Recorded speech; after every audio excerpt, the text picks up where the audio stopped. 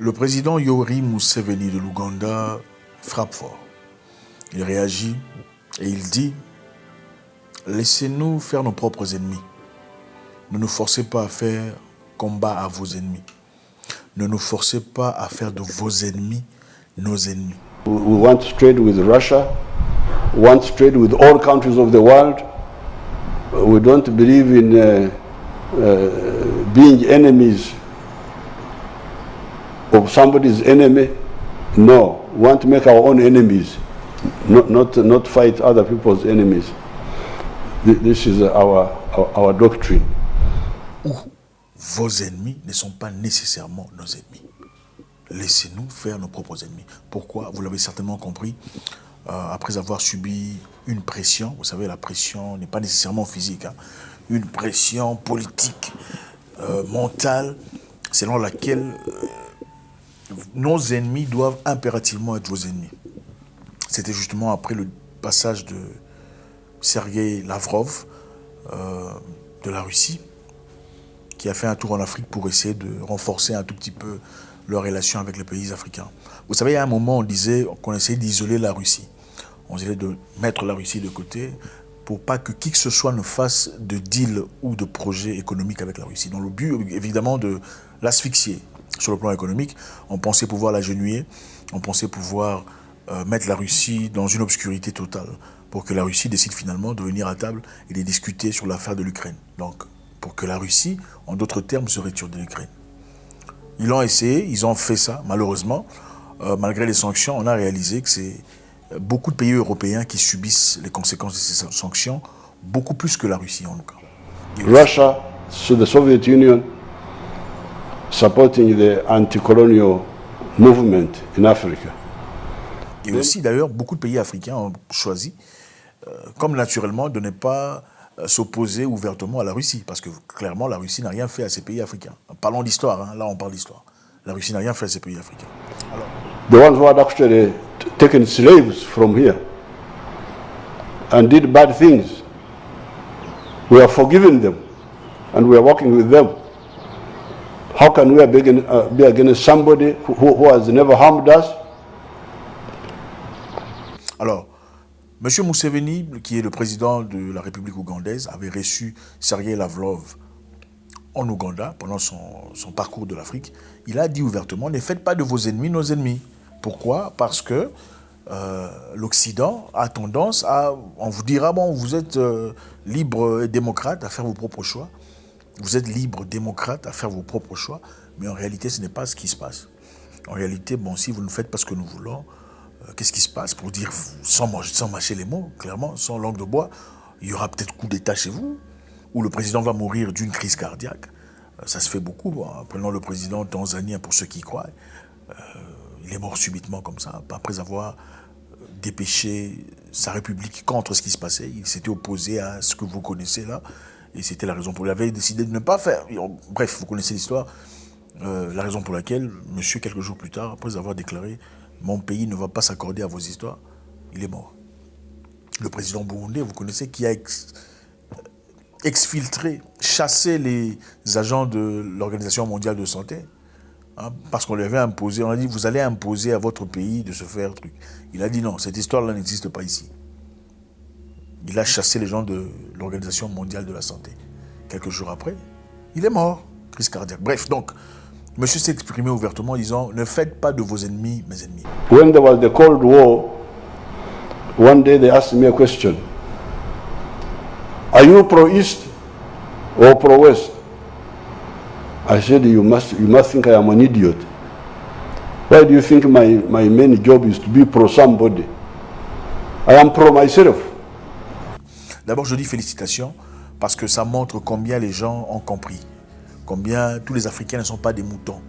C'est vrai qu'il y a beaucoup de présidents ici qui sont des vrais moutons, âgés, mais ce sont des petits. Devant un jeune Macron, ils sont là en train de... C'est complètement contraire à la culture africaine, où quand on est plus jeune, on respecte les plus vieux. Mais il y a des présidents ici qui font des choses incroyables, qui ne méritent clairement pas de respect.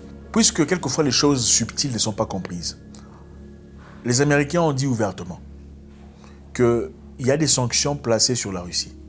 quelconque pays africain qui s'opposera à ces sanctions, donc qui dealera avec la Russie, en subira les conséquences. On a utilisé des mots lourds, des mots compliqués, hein, les mots difficiles, les mots difficiles, pour ne pas le dire comme ça. Mais ça veut dire, il y a des sanctions contre la Russie. Tout pays africain qui va clairement violer ces sanctions subira les conséquences. Je veux citer ici une dame, Linda Thomas Greenfield, au Conseil de sécurité, ambassadrice au Conseil de sécurité américaine. Elle dit « Les pays peuvent acheter de produits agricoles russes, notamment des engrais et du blé », a déclaré Linda Thomas Greenfield. Mais elle a ajouté que si un pays décide de s'engager avec la Russie, où il y a des sanctions, alors il enfreint ces sanctions. Nous avertissons les pays de ne pas enfreindre ces sanctions, car alors ils auront la possibilité que des mesures soient prises contre eux. If a country decides to engage with Russia where there are sanctions, then they are breaking those sanctions. They're breaking our sanctions with other countries, and we caution countries not to break those sanctions, because then if they do, they stand the chance of having actions taken against them for breaking. Ils ont la possibilité que des mesures soient prises contre eux. Bon, c'est très flou. Hein? Qu'est-ce qui est acceptable, qu'est-ce qui n'est pas acceptable? On vit dans un monde où on nous parle de démocratie, donc chacun peut faire ce qu'il veut. D'ailleurs, on disait l'Ukraine a le droit de faire partie de l'OTAN. L'Ukraine est un pays souverain, il a tout ce droit-là. Mais curieusement, quand il s'agit d'autres pays qui veulent faire ce qu'ils veulent faire avec d'autres pays, là, c'est pas... Là, on n'applique pas les mêmes règles de démocratie. N'est-ce pas que la démocratie est censée être la liberté d'expression, la liberté de dealer avec qui on veut? Bon, maintenant, si on veut dealer avec qui on veut, vous pouvez dealer avec qui vous voulez, mais bon, sachez que si vous ne dealez pas correctement comme on veut, il y aura des sanctions. C'est ça la démocratie. Sommes-nous vraiment libres, autant que nous souhaitons le croire? C'est une bonne question à se poser. Vous savez, il y a longtemps, Idi Amin avait dit au président africain, je pense qu'il serait essentiel qu'à chaque fois qu'il y a un problème dans un pays voisin, d'envoyer une mission des militaires africains pour aller trouver des solutions. Donc, s'il y a rébellion ou il y a quoi que ce soit, il y a insécurité dans un pays, envoyez un groupe de militaires africains pour aller trouver des solutions dans ces pays. Et pas des militaires étrangers. Pas des militaires européens ou américains pour résoudre des problèmes africains. Beaucoup s'en sont moqués. I would like to say that. Évidemment, on a donné une image à Idi Amin, une image de dictateur, de tueur, de massacreur. On n'a pas dit combien il était intelligent. On n'a pas dit combien Idi Amin voulait simplement le progrès de son pays. Parce que la réalité d'Idi Amin, pour ceux qui ne savent pas, Idi Amin, Dada, qui a été peint comme un meurtrier, un tueur, un dictateur, est une personne qui a pris le pouvoir de l'Ouganda et a décidé de reprendre le pouvoir économique pour son pays. Pourquoi? Parce que dans son pays, à cette époque-là, le pays était quasiment dirigé par les Indiens. D'où sont venus les Indiens? Les Indiens étaient importés par des Anglais à l'époque pour bâtir le rail de train venant de Mombasa à Kampala, en Ouganda. Je ne sais pas pourquoi ils n'ont pas pris d'Africains pour bâtir ce rail de train. On est parti en Inde pour chercher des Indiens pour construire ce rail de train. Alors ces Indiens, après avoir fini leur travail, beaucoup sont restés, ils ne sont pas partis. Et c'est eux qui ont dirigé le pays. C'est eux qui avaient l'économie du pays, c'est eux qui avaient les finances, les commerces. Ils se sont déclarés ougandais, on les a acceptés, comme évidemment les Noirs acceptent toujours des gens. Mais qu'est-ce qui s'est passé après? Après avoir obtenu leur identification ougandaise, ils ont quand même gardé leur culture. Ils ont quand même gardé leurs endroits. Ils ne se mélangeaient pas aux Ougandais. 1,000 out of a population of 10 million has controlled Uganda's economy. They own nearly all the large shops and businesses. Ils étaient des patrons pendant que les Ougandais étaient des serviteurs, des nettoyeurs. Ils ne s'épousaient pas entre eux. Vous comprenez donc, ils n'épousaient pas des Ougandais ou des Ougandaises. Ils se mariaient entre eux. Ils faisaient leurs enfants entre eux. Ils avaient leur communauté à eux. Donc, Idi Amin est venu, il dit, niet, les Ougandais ne peuvent pas vivre comme les esclaves dans leur propre pays. Si vous voulez être Ougandais, alors soyez Ougandais jusqu'à 100, comme on le dit dans un pays. Soyez Ougandais complètement. Vous ne serez pas Indien ici, profitant du pays et envoyant l'argent dans votre pays natal. Donc vous faites le business en Ouganda. Vos bénéfices, vous envoyez chez vous. Donc il n'y a pas de circulation d'argent dans l'économie. Soit vous serez Ougandais complètement, ou vous ne l'êtes pas. Les Indiens, dans leur culture, et voilà, leur paternalisme aussi, ils ont décidé de ne pas écouter. Alors il leur a dit, vous avez quelques jours pour fermer vos histoires et vous barrer. Et c'est comme ça que les Indiens ont pris leurs histoires. À la va-vite, ils sont partis. Mais malheureusement, Idi Amin aussi n'avait pas les compétences nécessaires, bien qu'il avait l'intelligence. Il a cédé beaucoup de commerces, beaucoup d'entreprises aux Ougandais pour qu'ils gèrent, comme l'avait fait Mugabe. Malheureusement aussi, ces Africains n'étaient pas aptes de gérer ces histoires convenablement parce qu'ils n'avaient pas les études et l'intellect nécessaires pour gérer ces histoires, qui sont finalement tombées en faillite. Après son départ et sa mort, beaucoup d'Indiens sont rentrés dans le pays. Retour à zéro. Aujourd'hui, vous allez en Ouganda, vous allez remarquer que toutes les grandes entreprises n'appartiennent pas aux Ougandais. C'est vrai que Idi Amin n'était pas parfait, je ne suis pas nécessairement fanatique de lui, mais l'histoire qu'on rencontre sur lui, c'est une histoire biaisée. The Asians were gaining much from us. And you said earlier that, the economy would collapse. Yeah, it will, maybe, for some time. But we are going to build up. We are ready to work hard for the country. We're not just going to sit behind and relax, leave nature take its own course. On ne parle pas de la ferveur, du courage, du besoin essentiel de voir les Africains progresser. Et il a dit, il faudrait à un moment donné que les Africains cèdent entre eux. Donc, c'est-à-dire quand il y a un problème dans un pays voisin, au lieu de faire appel aux militaires étrangers, envoyer des militaires africains dans un concept africain pour trouver des solutions africaines. Il avait été vilifié.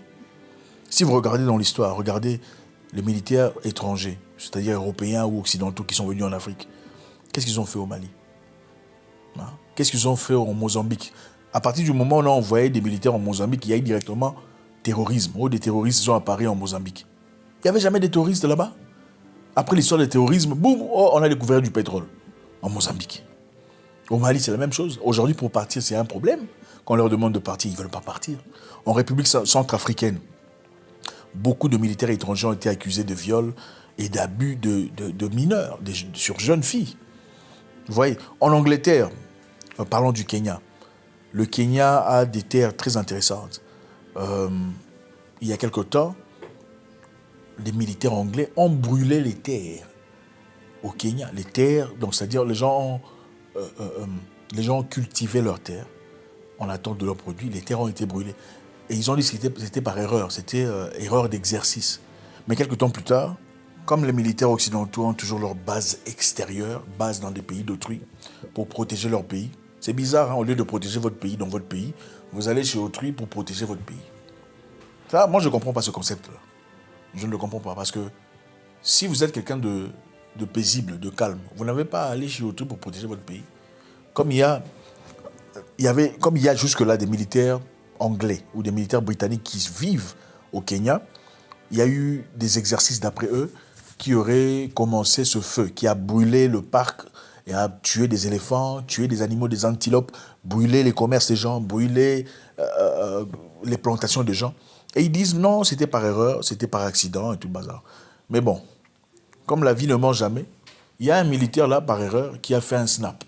Un militaire anglais ou britannique a fait un snap disant, dans son snap il écrit « 2 mois au Kenya plus tard, et il ne reste plus que 8 jours. J'ai été bon. J'ai provoqué un incendie, tué un éléphant. Je me sens mal à ce sujet, mais bon, quand on est à Rome, on reste à Rome. C'est un proverbe. La cause officielle de l'incendie n'a pas été rendue publique, mais l'incident est au centre de procès environnemental intenté par un groupe de pression et de près de 1000 résidents locaux. C'est-à-dire 1000 résidents locaux sont partis se plaindre au tribunal à cause de ce qui se passe avec les Britanniques. Leur immunité a été enlevée. Mais malgré tout, on se bat, on a mis la pression extérieure pour pas que leur procès soit courant. Et on dit, bon, on va rouvrir leur cas dans 10 mois. On va rouvrir le procès dans 10 mois. Pour une histoire évidente. Où quelqu'un il a fait son snap. Il a dit, j'ai tué un éléphant, mais bon, je me sens mal, mais bon, c'est pas grave. À quoi ça sert? Je pense qu'à un moment donné, retournant au départ, il est essentiel de se faire respecter. Et je dis, félicitations aux Sud-Africains qui l'ont dit clairement, nous ne serons pas mis sous pression de qui que ce soit. Nous ne serons pas forcés à prendre quelconque mesure. On dit ouvertement que la démocratie est pour tout le monde. On veut voir sur le plan pratique cette vraie démocratie.